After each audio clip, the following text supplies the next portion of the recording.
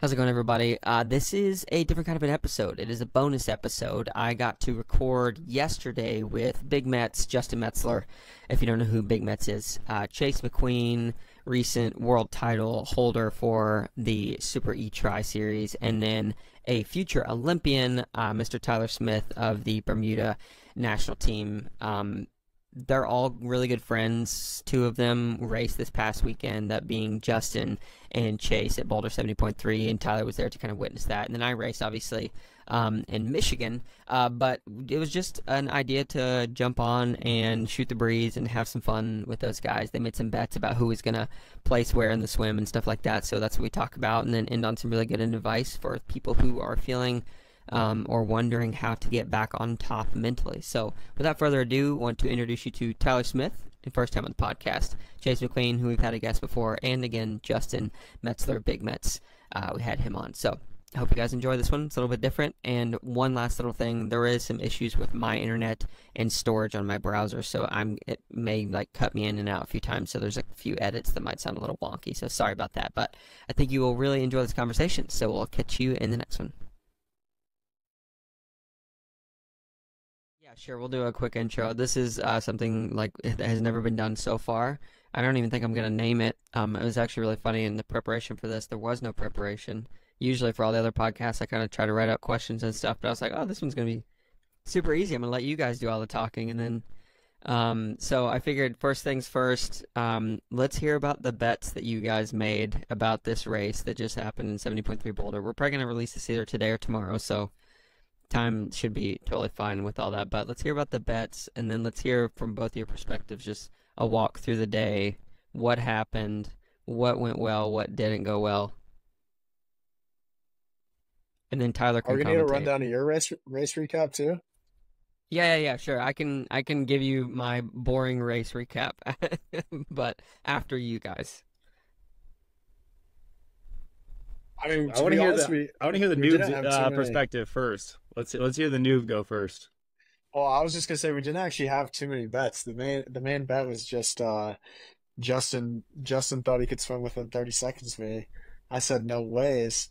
And we bet a couple lemonades, like just this local store here has just like an organic Said lemonade, which lemonade. yeah.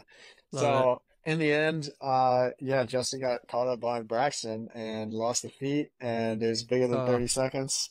So yeah, I guess he owes me a lemonade, but he ended up beating me, so maybe it's a wash. yeah, I maybe we was have gonna to try and get out do of it another today by bet. buying him a coffee, but then Jeannie and I we had a snafu at the pool this morning, and and we had to go to a different pool, so we were running behind schedule. And so, anyways, I still owe the guy a lemonade, but yeah, I think that was a very ambitious goal. Swimming within 30 seconds of Chase would have been probably a lifetime best swim. Even if I had swum where I should have swum, it still would have been 45 seconds. So I was taking an L no matter Yeah. what. Um, hmm I mean, but Chase, Chase, you set a course record, right? that's what I was gonna say. You know, Apparently, it was a yeah. quick swim. It was a quick swim. It wasn't these guys weren't hanging around. And I'm glad because you were kind of carrying the weight of the short course community on Saturday. You know, we couldn't, Mm, if you came out and there's a train of these guys on your feet, they already trained more than us. They kind of Yeah. work a lot harder than us. We had to have something to show for it. You know, yeah. I had you to, got I to had to show hold up it as you down. are. Yeah, yeah. Yeah. No, I think I knew there were some really good swimmers in the race, so I was like, I don't know if I'm going to be leading, but I know it's going to be fast. And yeah, I ended up just like finding myself in the front, and it was comfortable and got out pretty clean. It's just so different than an ITU race, man. Like, there's less bodies out front, it's less physical. You kind of just get clear water, and you're either on the feet or you're like on the front, and it's just Mm, comfortable, you know? So yeah, I found a good place, and then just kind of like I wanted to split the group because like obviously you got Big Mets and all these Uber bikers that are going to be like pushing the pace. So I knew I needed a little bit of a buffer to like those big dogs. And yeah, I wanted to be fast, but I didn't want to be alone. So I was like, had Greg Harper and Nick Quinnett. But yeah, luckily like got a little bit of space to like Appleton and Sharp and Justin and Braxton and some other guys. But yeah, in the end, like needed a little more time. I guess like Trevor Foley was only 3 minutes 45 seconds down. So when I came out of the water, I heard like 22:30 something, which means nothing to me. Like, I don't know what that actually means, but I knew it felt fast. So I was like, surely we're going to have a big gap on these guys. And then my coach was actually out on the course giving me splits. I had a few people, marked up that I wanted to have splits to. So I saw like where Sharp was, saw where Justin was, and then the last guy I wanted to know was like where Trevor Foley was, and it said TF plus 345, and I was like, oh man, Yeah. it's gonna be a long day. Like this guy's gonna come flying past me pretty soon. Um, no, it was fun though. It's all like it's just a lot of new experiences for me. A lot of just like yeah, it's kind of cool to feel like you're just starting over in triathlon. Like a lot of just I don't know, a lot of new rules, new like thoughts, new people you're competing against, and it's kind of exciting like being in that situation where you just feel like very unknown. You got to Yeah. rewind like really quick because like they let us all in. So they did the call ups for like the top 10 men and the top 10 women. And they put for a long course, they let all the men and women swim, like do the warm up together. And so with 80 pro men and 40 pro women, there's like 120 people in the pro, like in the swim warm up area. And like Chase and I got into the water together. And then like we both exited. We were kind of like warming up together more or less. And then he came out and he looked at me and he's just like, what the fuck? He was just like, what is going on right now? Like, what was Right. that about? Were you like freaked out with that many people just trying to warm up? Because it's chaos. Yeah, well, it's just like okay, so first of all, they only let us swim like 100 meters out, so you only had like basically 100 meters out, 100 meters back to play with to warm up. And I mean, Tyler knows this. Like, you get into an ITU swim and you got to be Yeah. fully warmed up. Like these guys, everyone's so fast. The get out speed is just crazy. So you got to be like, I'm typically doing a 10, 15 minute like proper swim warm up to be ready to go for an ITU swim. Even though it's a less distance swim, like you got to be ready to smash the first 200. And so I had this big like elaborate plan with my coach to like do a big warm up before the swim, like be ready to go. And I get in and I'm just like, yeah, 120 people. I'm allowed to swim within like 100 meters. People are everywhere. I mean, I literally swam like Crazy. maybe 150 or 200 like and then yeah, I'm just like I see Justin, I'm like, man, this is chaos. Like I don't know what So I've gotten myself into. they didn't let you get in the water until, like 5 minutes before the race, basically. Yeah, I think we had like a 10-minute window where we could swim just back and forth. 7. We had 7 minutes to get in and out. Yeah. But Oh you my couldn't even goodness. swim because there were people everywhere. So that was pretty hectic. I think like the biggest thing I'm learning is just like how World Triathlon, like short course you have all these guidelines and rules and like you got to check in transition and check out by this time, check in, do athletes lounge, like all this stuff. You have a proper swim warm up like schedule. And in long course it's just like you just kind of roll with the punches, man. Like everybody's just doing their own thing. You just do whatever in it. Yeah, I don't know. We're all in the same boat, so it's kind of just like you figure it out. And yeah, I wasn't warmed up enough, but I guess the nice thing is like the level is just very spread out across the field, and yeah, you can kind of just warm up the first couple hundred, of the actual Yeah. race. But Yeah. it was chaotic for sure. I was stressed. I was like, man, I don't know if I'm warmed up enough here. Like I know there's good swimmers, and then I don't know how the start works, so I'm trying to like yeah, figure out if I'm going to be able to be on the front row, and I'm like trying to figure out where the other good swimmers are, and it ended up being really like straightforward. I lined up on the right side of the start, and I was with Greg Harper, who was like another really good swimmer, and it was kind of a nice thing because like we were on one side, and then kind of all the big dogs were on the left side, so like Justin and Appleton and Sharp and Quinnett, like all these guys were on the other side. And so I could get out pretty clean, and then I was like breathing to the left, and I could see kind of what was unfolding on my left side, and I got clean water, and yeah, it really helped for the first couple of minutes of the swim. The interesting thing about this race too, and Ironman's struggling quite a lot with this now, is just like they're letting so many pros enter these races. I mean, I think we had 80 pro men start, and like, what's the biggest short course race is like 60 or whatever, and they'll have 60 spots on a dock to dive in, right? And with Yeah, Ironman, it's just like, oh, everyone just like get in the same area, go, and the thing's only like 25 people wide. And so like I had warmed up as late as I possibly could. Everyone's already lined up on the front row. I'm like sitting second row back. I walked up to Quinnett and I think it was Hanson or someone else. And I just said to them, I said, look, if you don't let me squeeze in here, I'm going to kill you both in the first 10 meters. So they both just like parted the seas and let me stand there because they knew they did not want 175, 180 pounds coming from behind on them, you know? That wasn't going to be the move. So they both like just let me in. So that was actually good. I'm curious, Tyler, what were you thinking? Because you saw us like really early in the bike. We saw you and Flora riding up 36. Yeah. Like, what were you? So Chase was out front. I was like, what, a minute and a half down, and then Sharp was around. Appa was there. Like, what did we look like, and like, what was going through your head seeing us race by? You guys are looking good. I mean, we were rolling on our ride, and we were kind of just trying to. I was a little bit late meeting Flora and Kevin, so I was just hauling down diagonal and kind of just pretending I was in the race because they had that part of the road closed, and like the normal part of the road, you know, all the traffic was diverted into that, so it's pretty blocked up. So I just kept on trying to just like kind of look like as aero as possible and like look back as if I was like leading the race. So when I got to the police stop, they would just let me like roll through. But then yeah, we went out on 36, which like if you don't know the course, I guess we probably saw you guys like I guess 15K maybe into the bike, maybe 20K into the bike at the kind of the top corner of the course. And yeah, we were kind of trying to figure out like who was we were going to see first, and we figured it would be Chase, or me. And those were the two that we saw. And, yeah, you guys are coming pretty quick. It was a bit of a gap. Like pretty soon we knew, okay, the 30-second out of the water thing didn't really materialize. But, I guess you and Matt came pretty close after Alpo. I think Alpo was in third when we saw him. But when we started riding and seeing that, so then it becomes like difficult to judge the time gaps.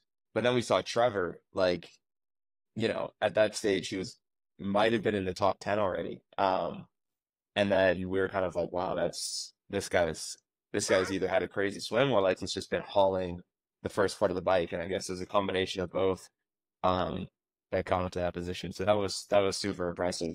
I mean, we were giving him so much shit the other week for, you know, his transitions and not doing his flying mounts and just saying, I just like to get on the bike and just go at 400 watts. And I mean, yeah, fair play. The man did exactly what he said he was going to do. So, but no, it was super cool just to see, like, I mean, all the people you train with out there just hammering, and you guys all look like you're having fun. It looked like a tough time. Looked like everyone was riding pretty legal, I would say, within the 12 meters from what we could see. I know Chase, maybe you want to explain that later, but I guess he got ran into a little trouble with the officials, but for what we see, I think that the race ranger system that you guys had actually makes it like a pretty fair race, especially when you have a lot of people here. Like you had Chase in the men's race, you had Val Barthélemy, who's a training partner of ours in the women's race, and then Eric Ackerland as well, who we tried with a little bit, and they're new to the long course. So I think having the race ranger, like, you know, I think when people come over, it's like they might catch and stick for drafting, but it's hard to know what 12 meters is if you've not done a lot of races. So I think just having the race ranger just helps, you know, keep it a fair race for everyone. So yeah, I mean, it was pretty cool to see and get to see it up close and personal. And then you see the age groupers, you know, like, man, Boulder's just such a cool, like, you know, just such a hub of triathlon. It's awesome. Walk us through the penalty chase. What was the vibe? Yeah. Yeah. It was interesting. I was like I mentioned at the beginning of this, it was like all this stuff was unknown to me. So I was just firing off questions to like everybody. I mean, Justin especially, but like all these guys that have raced. I've just been asking them questions all week, trying to be as prepared as I could. And yeah, then of all things, I ended up getting a penalty for like maybe the most straightforward rule in long course that I didn't know existed. So yeah, I guess like I was out front with Nick Quinnett out of the swim, and yeah, we were riding really well. I felt like very comfortable. I was pushing good power. I thought I was like in for a pretty good day. I didn't really know what to expect, but yeah, I felt good, and I was just happy to be like in control kind of, and felt like I was, you know, like I could control what was going on in the race instead of just being a passenger kind of. And yeah, the race ranger thing really helped. Like I could be 12 meters behind Nick or 14 meters behind Nick, and I felt comfortable. So actually before the penalty, like the referee rolled up to me when I was behind Nick, and he said like, "Hey man, this is perfect. Like you're sitting in the yellow. If you just hover between this yellow and blue, like we're gonna have a good day." And I was like, "Oh sweet, like okay, all good." And then yeah, maybe like 10 minutes later, maybe 5 minutes later or something, I made a pass on Nick, and I just like shot up the back of him Slingshot. before I moved to the left, Yeah. which is called slipstreaming. It's basically just like a kind of like an F1 overtake, you know, you like get in the back, slipstream somebody and slingshot past them. And yeah, admittedly, like 100% I did that. And I actually might have even done it before he even caught me for it. Um, I just kind of assumed like you have 25 seconds to make a pass and you can kind of do it however you want to. And so yeah, I slingshot past him, and then I was on the front for like a couple minutes, and then all of a sudden I hear the moto like roll up next to me, and I'm like, oh no, he's either gonna say something to me or what. But yeah, he rolled up next to me, showed me a blue card, and I was like, blue card, that's drafting. I was like, I know I wasn't drafting, so what is this for? And he's like, slipstreaming, and I'm like, oh man, like I don't actually know what that is. Like, what did I do? And he was like, he said, oh man, he was just such an asshole to me. Like, he said, oh yeah, man, like I'm sure you've never heard of it. He's like, don't even start that with me. And I was like, nah, man, like this is my first race. Like, I've actually never heard of that. And he was like, yeah, I'm sure it's your first race. And looking back now, I'm kind of like, okay, I'm leading the race at like a very competitive 70.3. Like this guy actually probably was like, no way, this is this guy's first race, which obviously it's not my first triathlon, but it was my first 70.3. So that was kind of just like, yeah, I was like, man, I wish you would have just given me a warning because, you know, I actually didn't know that was a rule. But it was pretty easy to tell like quickly that I wasn't going to get this thing overturned. Like he was not cutting me any slack. So yeah, 5 minute penalty. Kind of just like had to shift my focus to like there's a lot still to fight for, even if I'm not like fighting to win. I'm here to get experience and like learn. So I just had to kind of shift my mindset to like let's still try to push good power. I didn't have to serve the penalty until like yeah, really like 45 Ks into the bike. So halfway through, I got to be at the front of the race, which I thought was a really good experience. And then, yeah, had to park up in the penalty tent for 5 minutes, see all the guys roll by, and that was kind of disappointing.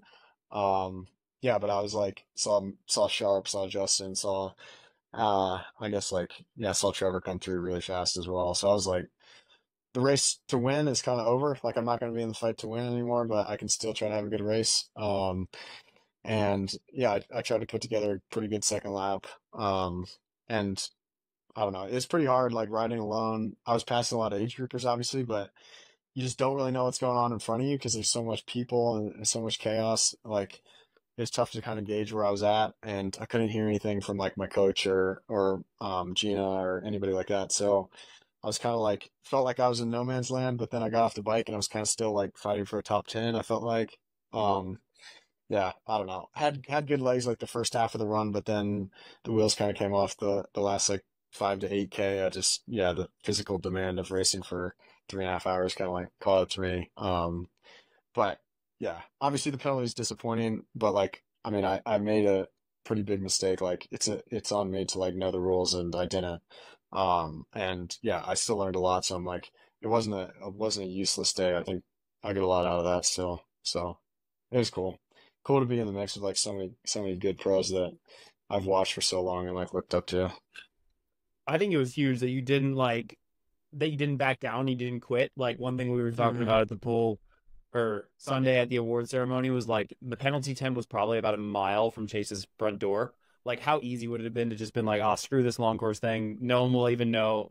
I'm just going back home. I'm just gonna like go do a run, like do a jog and go back to short course. Like screw this, you know? But you stuck in it. Like I think you like in future races, like in an Ironman, for example, you can get a 5 minute penalty in Ironman and come back and still win the freaking thing. So like I think that's gonna pay dividends down the line. Like it's not gonna maybe happen in short course or whatever. Maybe it will, right? Like we're a PTO event. You see like Sam Long in Singapore, he had a 30-second penalty. You just gotta keep your cool and like still come second, you know? So like it was a good learning experience, I'm sure. The on the penalties, so I mean, in a full Ironman, it's a 5 minute penalty. In a half Ironman, it's a 5 minute penalty. Yeah. Like, do you think that should be half? You know, in ITU racing, if you get a sprint distance, if you get a penalty of 10 seconds, in an Olympic distance is 15 seconds. Like to me, it just seems logical. You know, why would you penalize someone the same amount for? I get that it's, okay, you broke the rules, like we have to like have a deterrent, but I mean, you essentially ended someone's day. Um, and yeah, obviously, if it's repeated drafting, I get there's a card. Like if you were to get another drafting penalty, you get disqualified, right? At that stage. Yeah, I Or believe so, yeah. but to me, I just think a 5-minute penalty, that just seems like such an outdated like rule, like for how competitive these races are at this stage. And you can have a controversial penalty, but yeah, should one split second mistake in the race be like completely writing off any chance at being within the top 8, getting prize money, getting the Ironman Pro Series point? There's just a lot riding on it. It seems like 5 minutes is recoverable in an Ironman. In a half Ironman with this like depth of fields, yeah, impossible. 0 chance. I was kind of thinking about that, Yeah. like in the moment as well. I was like, okay, 5 minutes, the race is over. I probably like gained maybe 2 or 3 seconds from what I did, slipstreaming. I was like, okay, drafting, it's like you obviously got to deter people from trying to draft. So they put a big penalty there to make sure people are like not doing it. But then for me, I was like, well, slipstreaming, it doesn't seem like it should be the same penalty as just like full on drafting somebody. I was like, okay, if it was like 2 minutes even or 3 minutes, like you can kind of come back from that. But it's 5 minutes, man. Like 5 minutes is a long time. And I was just sitting in that tent, like watching the whole race go by. And I'm like, man, 5 minutes. But also I had to like slow down to come in here. I'm going 50K an hour downhill. I have to brake and then I have to accelerate out of it. Turns into like a 5.5 or 6 minute thing. And you're like, it's just a long time. And I don't know. I was like, it's not really my place to say if it should be a penalty or not, like for that long, because I haven't done enough of these. But I think like if I was like flying to some race, really far away, where it was like, cost me a lot of money to get there, and I got a 5 minute penalty, race is over. It's like that's kind of hard to live with. For me, luckily here, it's like, okay, I like rolled out of my bed this morning, and it's not costing me a lot to race here. It's like if I get 13th, it's gonna be fine. But yeah, I can imagine if somebody gets a penalty flying far away to like go to a race, it's like that's kind of a tough pill to swallow for sure. Yeah. You Is guys that know a how very races well already done? kind of like. Go ahead, Zach. Sorry, there's a little delay on my end. I was gonna say, is that rule the whole slipstreaming thing? Like, I knew it was 25 seconds to make the pass, but is that a very well-known rule? Did they talk about that and Chase just happened to miss it, or was that like, does everybody know that rule? They did talk about it in the meeting. I think they mentioned it once, is what people have been telling me. I will I say think it's that just a meeting was pretty ridiculous. The Yeah, I meeting heard was there like a lot of questions. the Yeah. questions wasn't even the thing. Like I've been in probably 100 Ironman pro briefings in my life, and that was like in the top 5 of the longest briefings I've ever sat through. It almost felt like every staff member who got up there was like it was like their 5 minutes of fame to like tell their life story. I appreciate Yeah. being thorough, but I Yeah. appreciate them being detail oriented for someone like Chase who hasn't done it before, and there's a lot of new pros in the room. All that's fine, but they were almost giving us so much information that like you get stuff that's basic missed. I think in previous meetings it's been like a 30-minute meeting where they spend like 8 of the 30 minutes on the rules. They're like, I remember the good officials used to say it because a lot of the officials are new. A lot of them used to be USA Triathlon officials, and they would say, here are the 6 ways you can get a penalty: slotting in, drafting, slipstreaming, and then they would explain what slipstreaming is. You have to move 2 meters to the left, then you have 25 seconds to make your pass. Once your front wheel overtakes the rider in front of you, it's their responsibility to drop out of the draft zone, otherwise it's blocking. That makes sense if you slowly explain it, but the meeting was, they put the ref at the end. We were all like sweating in there. There was a sandstorm happening at the res. I could see how, from Chase's perspective, maybe it got a little bit overlooked. I was pissed at him though, because like he said, this dude asked me probably 45 questions about triathlon, and he forgot the slipstream one. And I was like, dude, I'm here answering the questions. Ask me about the freaking slipstreaming if you didn't get it. But it's all right. just Next time. that meeting was so overwhelming though, man. Like if you're I sitting know, in yeah. there as the first time, you're like, man, you're trying to figure out the colors of the drafting zones. You're trying to like just think through all these things, and it's like, yeah, for me, I'm like, overloaded with information, new information, so then you kind of miss like the simple things. But I mean, it is what it is, you know, like I can take it on the chin and I'm going to learn from this and it's going to be fine. Like, it's just part of the process. I think the thing I was most upset with was just like the ref freaking power tripped on me, man. Like, I was like, dude, you got to try to handle this a little bit nicer. Like, I'm obviously disappointed. You're giving me the penalty. Like, just have a conversation with me about it. I'm not going to make the mistake again. But, Yeah. oh man, he was just like not taking anything from me. It is a good yeah. thing. Good thing there's no technical fouls out in Ironman. I think you would have been like, just handing those out, talking back and stuff like that.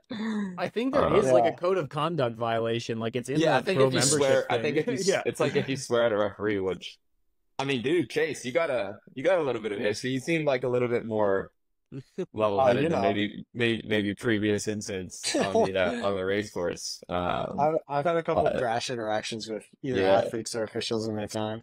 yeah. No, I Did mean, this one, it's easy to live with because, like, you know, you made this mistake, you know, so it's like, okay, it's on me. Like, that's fine. It's all well. But yeah, then I got to the penalty tent and I was just like, it kind of hit me at that point. Like, I still got to race for, 45 Ks until I hit the penalty tent. And then it was like, I saw these guys passing and I was just like devastated, kind of like, Yeah. oh, Yeah, this is it the sucks. day kind of done, But Nate, yeah, I think like we sort of talked about at breakfast, Tyler. Like Nate told me, Nate's my coach, and Tyler's coach as well. He was just like, okay, you're not going to win the race, but there's still a lot to fight for. And we kind of like in this short course world where, you're like, I feel like I'm racing at a really high level and I like believe in myself as an athlete, but like you show up to these World Series races and the level is just so high that sometimes you can be like fighting with everything you have for like a top 20 finish or a top 25 finish. And you're completely out of the race to win, and you just got to like be in this mindset that every second really does matter. And you just got to give it everything you have to like try to race for 22nd or 23rd. And like, that's kind of a hard perspective to get your mind into. So yeah, like Justin was saying, it's impressive that I still like carried on with the day or whatever, but it's kind of just like, it's kind of the story of how I have to race most of the races I do because, you're never going to be racing to win for the most part in these big World Series level races. So it's like here, I just got to shift that mindset to like, okay, what can I get out of myself? What can I like learn from this? And yeah, that's kind of what I tried to do. It's still tough for sure, but I don't know. I was happy with how I persevered, I guess. Yeah. Yeah, super impressive. That's awesome. Justin, man, So, you look like you were. Oh, sorry. Go ahead. Go ahead. So, oh no, it's fine. I was just saying, yeah, it's super impressive. I was obviously watching the tracker app and then online some on the video feed, just trying to see what happened. And then yeah, you disappeared, and I got scared there for a minute. But I'm glad it was, I guess, a penalty rather than like a flat or a complete blow up or something like that, because I had no idea. But yeah, good job persevering through. Yeah. I did want to ask one really quick question, like, because you're talking about the different mindsets you kind of have to have versus the World Series races and then Ironman. And it's obviously a lot different. Ironman and long course stuff is changing quite a bit. Do you want to continue to try to like Yeah. straddle the line of do both for a while, or are you thinking about moving fully in one direction or the other, if you're allowed to say? No, I'm not really gonna move one way or the other. I think like I'm just gonna kind of do the best balancing act that I can and keep kind of my foot in both doors. Like Yeah. I can definitely say transparently that racing a 70.3 was very like exciting for me. I felt like I was on the start line just like very motivated and very excited to like get the best out of myself on the day. Mhm. And there's been a lot of short course races, I think maybe not this year, but in the past where I've just been showing up to the start line and I'm kind of like, man, what am I doing here? Like it's hard to be in a tough I've been in a tough mindset, I think a lot of times going into some short course races. So it's been fun for me this year to like mix it up with things that excite me and like new challenges and yeah, I still have a lot to, I think, give in the short course world. I think I want to do some Ironman races and keep spending time on the TT bike, but Yeah. I'll try to balance both, for a while and see what happens. Yeah. So then last question for me before we go We to gotta bring Tyler over to the dark side. nah, Yeah, Chase, you can exactly. take a break from the TT bike for a couple weeks, man. Dude, I've just been like, all my easy rides have been at like 240 watts in the last 3 weeks. Tyler's I'm just gotta trying get to keep that up with these guys. I was actually I warmed up with the other group, and they're telling me like, dude, you gotta stand up, like stop being so arrow. It's just a warm up, and I'm like, I'm sorry, I'm just locked in for running around with these boys at like 26 miles an hour everywhere we go. Like there's no messing around with these guys on the TT lights. Yeah, I got my Oh. road bike coming this week, so we're all Okay. good, man. beautiful. There we go. Okay. Even yesterday, Justin and I rolled out for an easy, post race flush.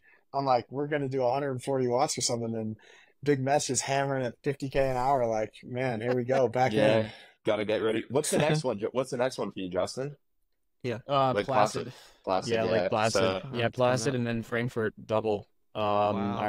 Ironman Germany there in Yeah, Frankfurt. So so you're yeah, like, targeting the series as a whole. You know, that's the Ironman plan Pro now. Series, yeah. That's the plan now. Yeah, like I feel like I finally found my groove, partially thanks to these two knuckleheads here helping me get back on course and get my get my self back in good shape and in a good mental headspace as well. But yeah, the weekend was like really good, and I felt like I got like as many points as I kind of needed for my like fifth score, so I definitely need to continue to improve. But the plan is to hopefully do 3 Ironmans somewhat shortly, back to back. Wait, Yeah. Justin, walk us through just like the race from the weekend as well from your Yeah. perspective, because Please. yeah, it seemed like you were just solid throughout the whole day. Like you just were really consistent, and yeah, I mean Tyler and I have seen how hard you work. It's like I think both of us are really happy to see you have like such a good, good momentum, heading into these next 2 Ironmans, and Mhm. also just to see like your mindset. I think you're somebody that both of us like really can look up to, and you're a good mentor. But it's cool to see like good people do good results. Yeah, well, thank you. I mean, I think I like a lot of people know, like if they've been following along, like I've just been pretty bad at triathlon from like for the last year and a half. I've just had like issues and after issue, and I feel like we all go through those setbacks of like whether it's injuries or illnesses or like coaching changes and this and that. So I felt like I just couldn't catch a break the last couple of years. After like feeling like I was on the path to be one of the top like 20 or 30 guys in the world long course wise. And so like to have that big setback was a challenge. And so now I've just been really working myself back into shape. And yeah, Boulder was like probably the first step that's been good. I did race St. George 5 weeks ago, and that was just kind of meh. But I was just still getting in shape. And so like I think you guys know how this goes. Like anytime you do a race, regardless of your fitness level, your preparation, anytime you can extract like 100% of what you've got, like that's a pretty good day. So like eighth isn't like we all strive to win. We all strive to be on a podium. We all strive to like be a little bit better. And I know I can be better, but like I did everything I could given my level. So that was fulfilling. Yeah, I mean, I think I don't need to elaborate like super beyond that. I just was like super solid all day and got the most out of myself. So I was like really, really happy with it. Yeah. Yeah, you got to be happy with. I think that's such a big thing. The longer you in it is what we said.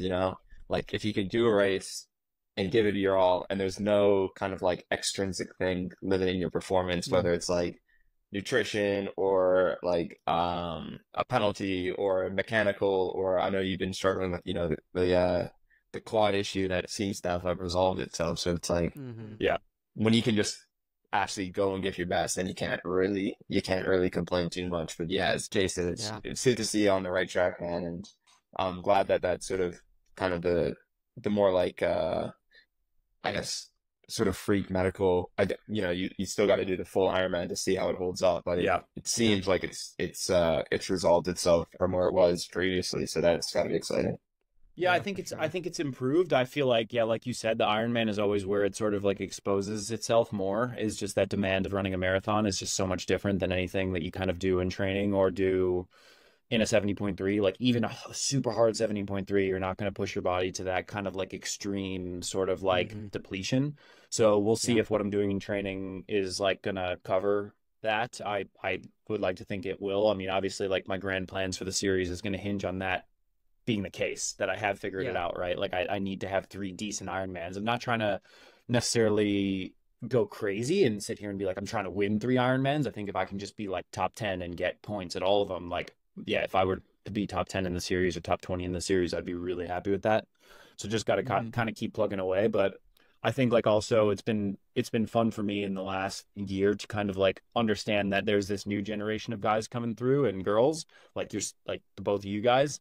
and realizing that like, oh shit, this is my 11th pro season, and now it's kind of my turn to take over as like a leader and maybe a mentor and someone who's just trying to like, I don't know, maybe organize things a little bit. And I think one thing that I looked back and realized was that like when I was 25, I didn't really appreciate or value like the experiences and the friendships as much as maybe I should have. So maybe I'm making up for lost time, or just trying to like create that now for everybody, because I don't know, it is like those experiences along the way that are really, like, it's cliche, but those are really what you look back on and go like, oh, that was fun, you know?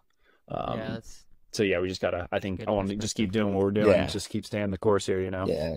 You're not finishing this for, I was We're going to rocking say, up to the pool like 3 times a week, and we got BigMetz coaching on the side, just giving us the goods in the workouts. I told him he's got to stop coaching Trevor Foley though, because this guy's flying recently. Like, I he's know. start charging him. I know. The thing is, like, Jeannie told me that too. She's like, yo, you gotta be mean, Justin. You gotta realize that Chase is your competitor now, and Trevor's your competitor. You can't keep giving him all the secrets. And I'm like, oh, you know what? Like, I'm just so, like, I'm getting back to such an intrinsic place. Like, when you're down bad, you just are like, I just want to be like, I don't, honestly, if Trevor wins the race by 10 minutes, like, I kind of understand that, like, okay, Chase is a freaking freak in the water. I'm not trying to be sad that he's coming to the same swim as me and he's going to swim, you know, off the front. Like, it's not my doing that he's doing that. He's just good at swimming. It's not my doing that Trevor's riding 151. He's just good at biking. I think it's like you guys are helping me get the most out of myself. I think we're seeing that in my results. Like, it's okay for the level to be different as long as we're all having a good time. But you can be competitors on the race course and then come back and like have a laugh or have a beer or whatever, and it's all going to be cool, you know? Yeah. I think that's So what's anyway. like, it's so cool about like Tyler and I talk about this a lot too, because I mean, even more than Justin, you and I, like Tyler and I, you know, we race like 10 races a year against each other, and we're teammates, but we're competitors, and it's like, obviously we want to beat each other, but like we also bring out the best in each other, and training is like we can push each other, we bring different things to the table, but then in racing, you know, I want to beat Tyler, but like at the end of the day, I still want what's best for Tyler, and like if he has a good day, I'm gonna be stoked for him, you know, and it's like that's a good place to be when you can like train with somebody and like bring out the best in each other, and yeah, it's competitive and you want to beat each other, but like at the end of the day, it's just triathlon, you know, like we still want what's best for each other, which is cool. I think I've noticed in long course even it's like it's more so like short course is so I mean it's just savage, you know, like you got federations involved, the expectations are just so high. You have like I guess it's not just you and your results, it's like a lot of other people kind of playing a role in what you're trying to accomplish. And there's a lot of pressure with that. So yeah, sometimes it can be like it can be really hard mentally to like show up to a race and be ready to go. Whereas a long course, it's like everybody's just here to get the best out of each other, and like you can kind of show up, the vibe's relaxed, it's laid back. Yeah, more friendships, probably more like stories, and it's just cool to like see that kind of side of triathlon because yeah, you miss a lot of that when you're racing short course, I think. I think from the outside as well. Yeah, I don't know if I'm on a delay. I think from the outside as well, like, what you're saying, Chase, is, you know, everyone can do a sprint triathlon, right? So it's like, you don't necessarily have this shared sense of like, I mean, we're racing each other. In the long course, it's like you're racing each other, but you're all going out there to do like a 4-hour event. That's hard. And there's a lot of shit that can happen along the way. So it's like, you're racing each other, but you're also all kind of doing the challenge together. Like you're all having to do, like I imagine even more so for a full Ironman where it's like an Totally. 8-hour event. It's like, okay, like you just need to focus on yourself more than other people. Whereas I suppose in the short course, you know, just with the dynamics, the way of the race, like it is, yeah, it is a little bit more like, you're directly competing against other people rather than it being like, you know, I got to get myself from the start to the finish line, as fast as possible. Even though that is the same goal, you know, times don't really matter the same way. It's like you're there to beat other people. You are in long course as well, but before you can even think about the other people, you got to make sure like you actually are able to finish the race, you know? That's the fine line with an Ironman. It's like right along that edge of like, if I try to race right now, I'm not making it to the finish. And I've made that mistake Yeah. a lot of times. Yeah. And it's the Ironmans where I was just like, okay, I'm going to put my blinders on and just like swim at my level. I'm going to bike my watts. I'm going to run at this heart rate or whatever. Like those are the ones where I've gotten on the podium. It's the ones where I'm like, I'm going to win at all costs, where I end up blowing up and dying and walking. So anyways, that's what's interesting about Ironman. I want to hear more. Like, I don't want to brush over this because like, I feel like oftentimes things like, if they're not like in the immediate news in triathlon, there's so much going on right now, whether it's the T100 or the Ironman or whatever. But like just a week ago, Tyler made the Olympic team for Bermuda. So that's like a big round of applause for the guy. And we were all really stoked for him. Thanks. Yeah. Like, tell us, I want to hear more like about that whole, like what that was like. Like how stoked were you? Was it something you thought was going to happen for sure? Like, is it like, where's your head at now type thing? Yeah, I mean, I'm I guess pretty focused on getting there and actually laying out a performance, like kind of what, it's the Olympics, right? So everyone's bringing their A game. You kind of have to elevate yourself to that level. And it's tight racing, so you just want to make sure that you have everything prepared as well as it can be. And luckily like here in Boulder that's really easy to do. Like we have great resources, like great training, like got you guys to train with. So yeah, it's a pretty awesome place to be based in the lead up to this. But I guess it's a tough one because I was targeting, there's a couple different ways you can like qualify for the Olympics. The first way is through a mixed relay. So if your country is one of the top 10 mixed relays in the world, then you get a couple slots.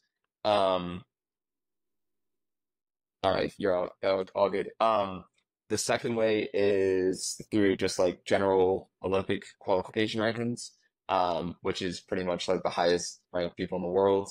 And then there's another system, which is like the new flag system, which is the highest ranked person for each continent that's not already qualified.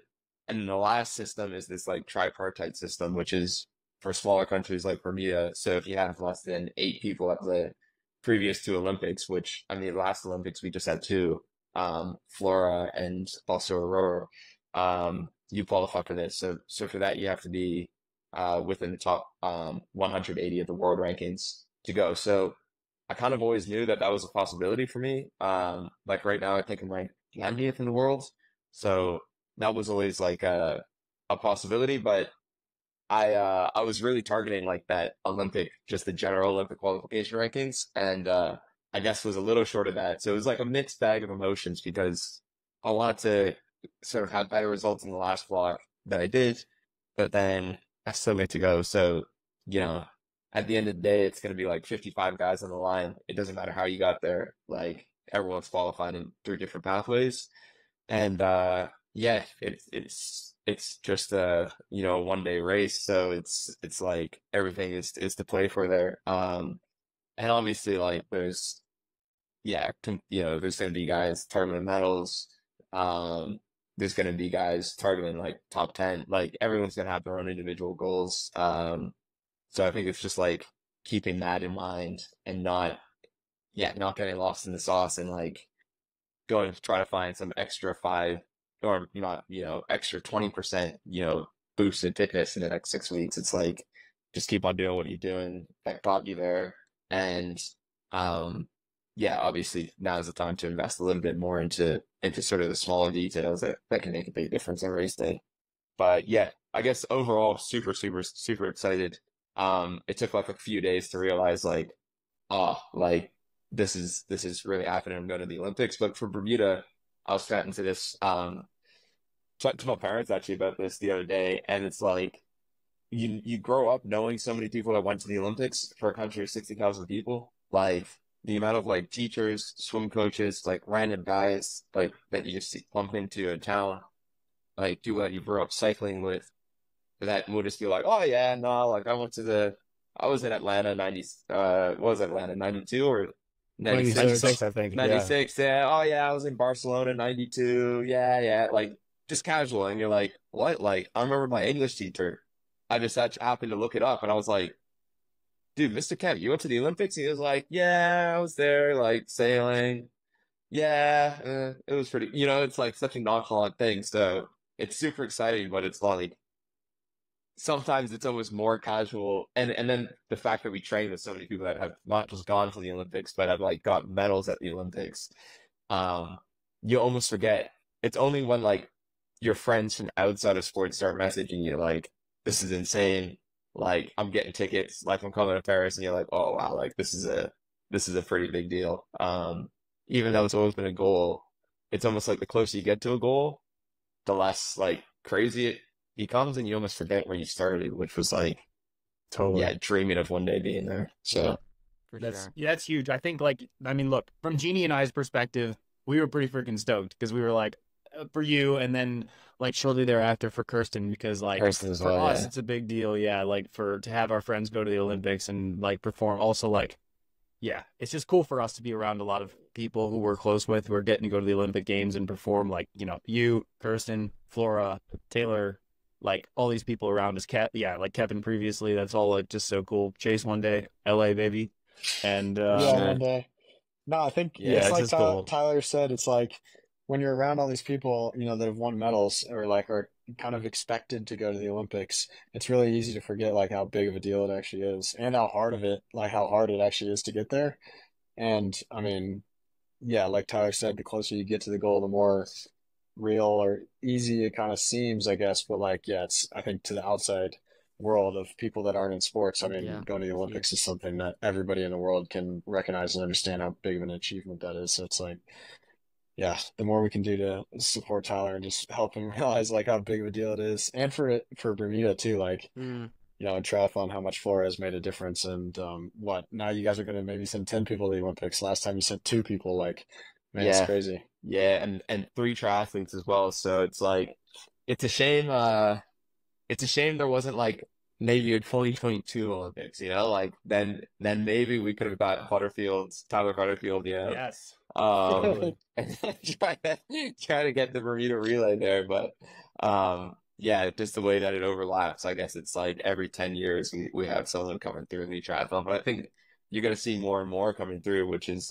terrific. And yeah, this time around we have myself, Darker Holly, and Flora, so three people from like 60,000 going for triathlon is kind of ridiculous. And I mean, we basically, yeah, it's just also weird when you think about it. Like, we all came up kind of doing the same races down at Clearwater Beach, and like our families all know each other, and like everyone lives within like 10 minutes of each other pretty much. And then yeah, all of a sudden you're doing it at like the highest level of sport is pretty surreal. Here's the thing. So are you 25, I'm Tyler? 25, yeah. So Yeah, you're yeah. 25. So for LA, you'll be 29. Erica will be like 29 as well, right? More or 29 less. as well, yeah, yeah. So it's your guys' because that's like I'm 31, so more or less the same age. It's your responsibility immediately after the Olympic Games to get some female. Erica's got to get a girl, or you got to get a girl. Well, you guys got to get one male and Yeah, one female to get yeah. going and get rolling and get hot because then you guys can have, you'll be in the individual and then you'll have your mixed relay team. Yeah, I think it's the crazy thing is the Olympics when you look back at it and you go like I think I went to the Youth Olympics in 2014. So you go it's basically a 10-year project to get from like youth like starting and and Youth Olympics was like one of my first like international triathlons. So that's kind of the like unless you're a prodigy, that's like the timeline, right? So like Chase and I were racing back in 2014, 2015. Um, it's like even Boro Junior is 2017. It's like 7 years from that so I think we're almost more looking at like Brisbane 2032 because that by that time we're like 34.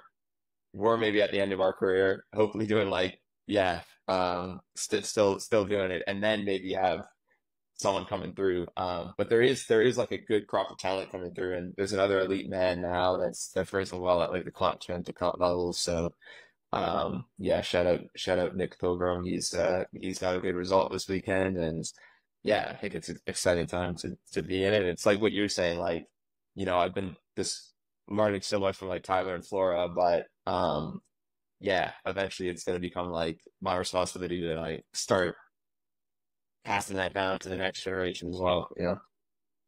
That's kind of messing up my plan though, because my grand plan is to have like the long course squad, because I'm never gonna have like, I don't think the credentials to coach short course. Although I don't know if that's true, because I think you just, if you know triathlon, you know physiology, maybe you can coach across the board. But like I ultimately want to transition into coaching. You guys have seen I enjoy it, and I think I could be good at it, and I want to coach you guys to like win long course triathlons, because like I think you guys can both be really good at long course. Yeah. And a bunch of Dude, other guys too, and girls. it cracks me up how like everybody's in Boulder, all these good athletes are in Boulder, and like everybody's looking for people to train with, but nobody really like takes the initiative to like bring everyone together. And then you got BigMetz just the past couple months, like getting everybody at the pool doing the same sessions, like the camaraderie is just sick.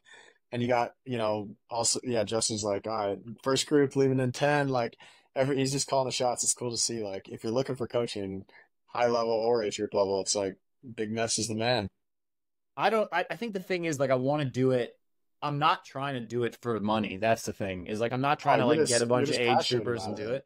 I just freaking love doing it. And I really love doing it for the pros. Like for me, that's where I really get amped up. Like I coach age groupers and I get a lot out of that too. Like that's really fun for me, just to see their progression in their journey, and like to help someone get an hour PR in an Ironman. Like that's freaking awesome. That definitely jazzes me up. But I like being around people who are more talented than me, who are just as fired up as me. And Jeannie and I are like, because we're not old by any means. We still have a lot of racing left in us, but we're like brainstorming the next, like, what's the next thing? Like when you're done, what do you do?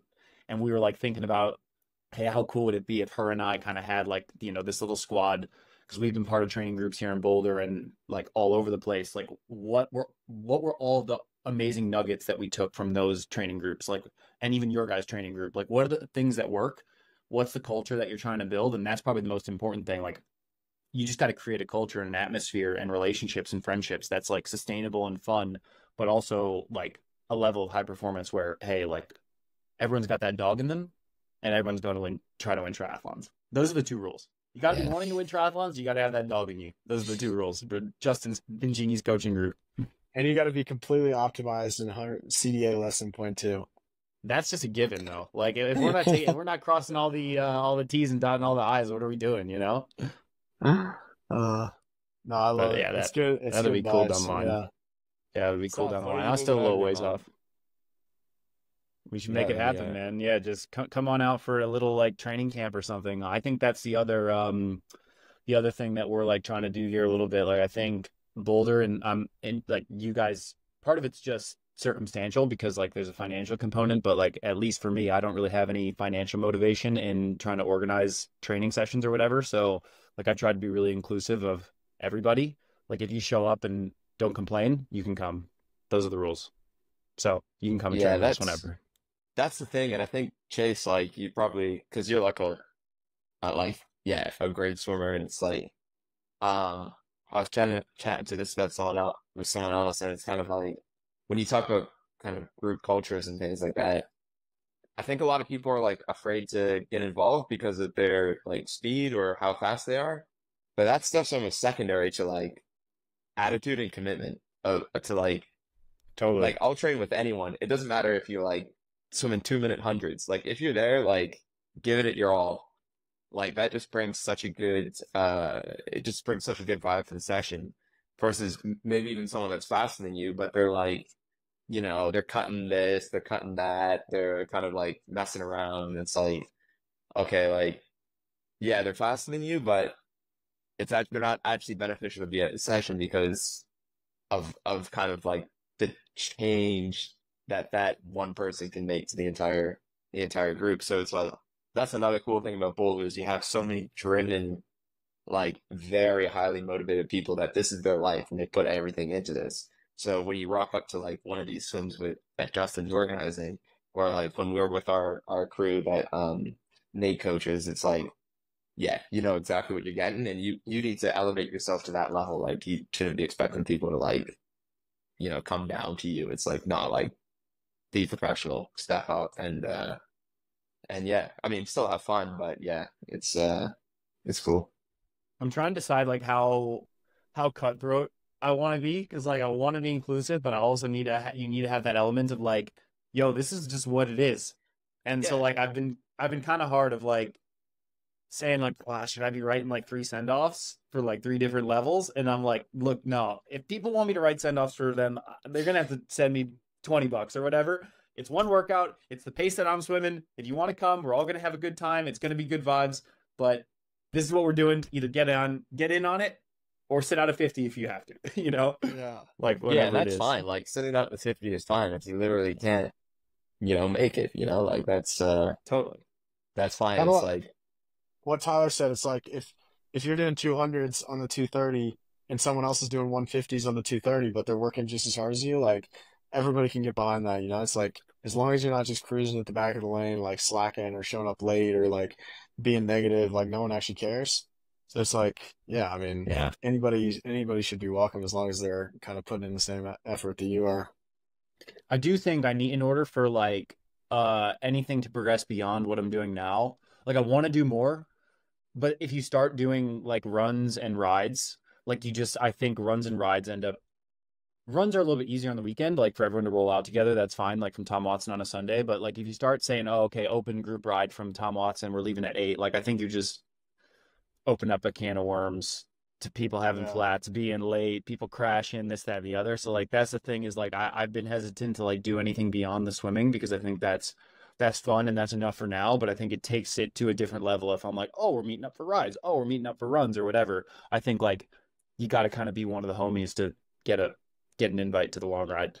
You know what I mean? Also, I think in general, people are like, they're not looking to go ride with 10 people or 8 people. It's like you can kind of just do your session with a couple people. And I mean, the big one is swimming where you like need a community and a good camaraderie of people because, yeah, swimming's probably the hardest to just get motivated individually for. Yeah, Yeah. I'm with you. I'm with you for sure. But Cool. What else, Seth? I don't have an abundance of more time. I've got to go to my dealership appointment. Yeah, we Yeah. got you. Okay. Maybe another 5 minutes if you got any more questions or anything here. Yeah, I'll ask the question. So let's start with Tyler. Do either one of you want to start first?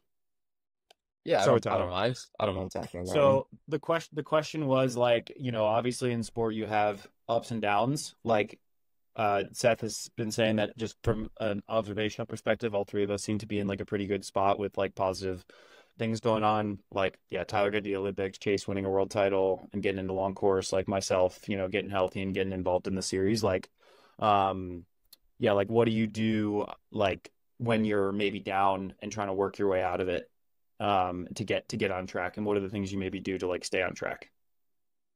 Yeah, I mean in sport it definitely happens. I've had my fair share of downs. Yeah, there's especially with injuries, like especially like kind of long-term injuries, and that almost took me down a path of like, kind of leaving the sport. I remember like my last year in university, which was in the UK, I was going down a completely different path. Like, not like, I wasn't doing anything crazy, but it was like, I wasn't doing the stuff that I truly enjoy, anymore. I was kind of like, I don't know, letting myself go a little bit. And, yeah, it wasn't a great place to be in.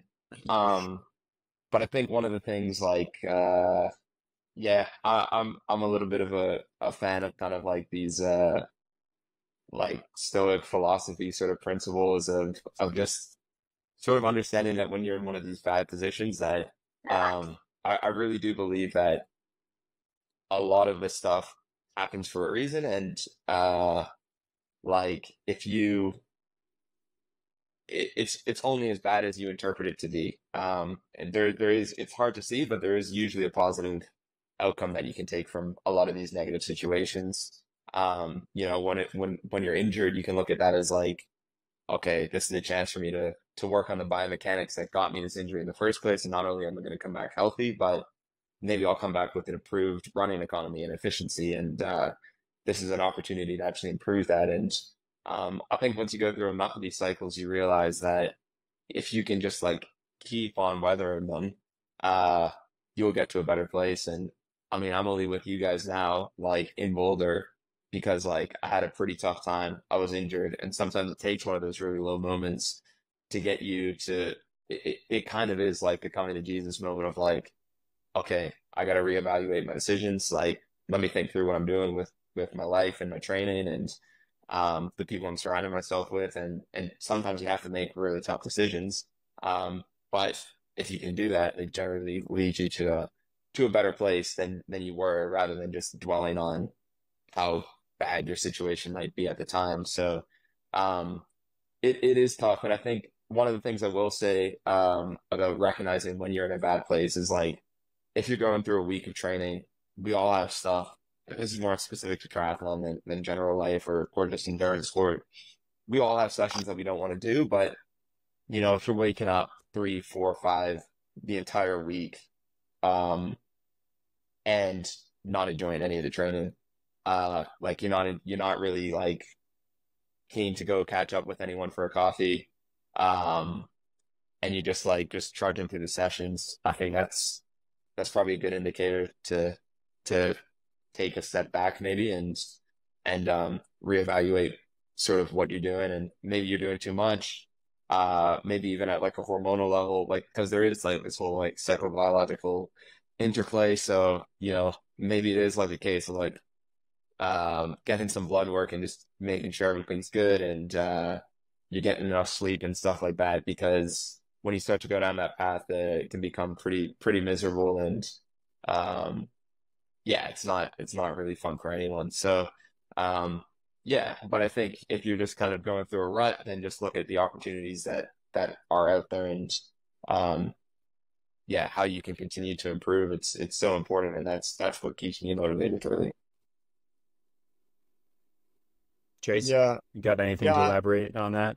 I think it's mostly probably similar for all of us, but like I can definitely say, even over the past 18 months, like I've gone through some pretty rough patches with injury and motivation, and yeah, I think with the stuff that we do, sometimes it's easy to get caught up in like the external, you know, the politics that are kind of driving short course triathlon, or like sometimes you feel like people aren't believing in you, and that stuff can really set you back.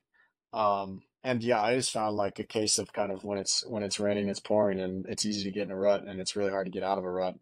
But like the things that kind of get Yeah. you out of that rut are taking a step back, realizing like, okay, at some point in my life, this wasn't a job. Like this is what I love to do, and you know, I'm living a dream. You know, like I get to do what I love. I travel around the world. I get to push myself, and this is a lifestyle that I want to do. And then it's just like surrounding yourself with positive people, you know, and people that are kind of like-minded and have the same interests as you.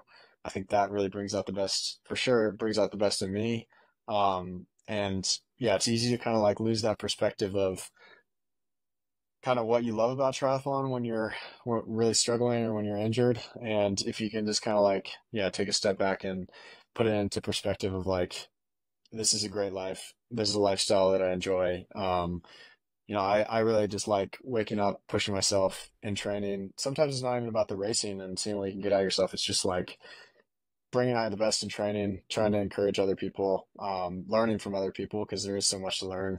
And yeah, just kind of keeping a balanced perspective of like, at the end of the day, it's just triathlon. It's just kind of a part of my story. It's a chapter of my life, and I don't want it to end here. So it's kind of like make the most of it, you know? Yeah, really good. I think last thing I'll add on that is like totally agree with what these guys said. I mean, they hit a lot of the main points because we all kind of live that like parallel track. So it's a lot of the same sort of like feelings and sentiments. But like one thing I've realized is that you can't lose sight of the North Star. That's my big thing, is I always kind of have my like 3 big priorities of what I'm trying to accomplish and what I'm trying to do. And that's probably not even related to like a singular outcome goal. It's just like, okay, what am I working towards as a sort of just perpetual thing? And so you never want to lose sight of that. And oftentimes in my career, when I'm going poorly or have a rut, it's because I've probably lost the understanding of what the priority is and what that North Star is. And I think it's easy for us to get distracted, like whether it's a financial distraction or a distraction to win or like fame or ego or any of those things. So I think just like checking back in with yourself and saying like, all right, well, what's my why? What's my North Star?